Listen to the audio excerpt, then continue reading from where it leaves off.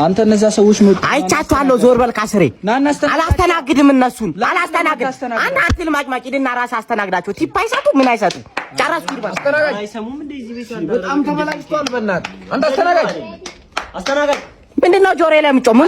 ምን ፈለክ? ምን ውስጥ ነው ምናምን አትባለኝ። እሳዝና ተረጋጋ። አንተ ክብር ይኑር። ክብረ ቢስ ክብር ከሌለ ማናጀሩን ጥራ። አፈና አትክፈት። የእናትህ ማናጀር ክብር ለራስ ነው። እሺ ምን ዳራቱን ይገለብጥብናል እዚህ ጋር ንፍጣም ወይ ቲፕ አይሰጡ ይባቶች ናቸው። አንተ ናታ ምን ይምጣል? ምን እዚህ ጋር እንደ ዱዳ ያረጋል። አትናገርም? እንዳዘዝከው እንደናንተ አይነት እባት የሆነ ሰው አይቻለው።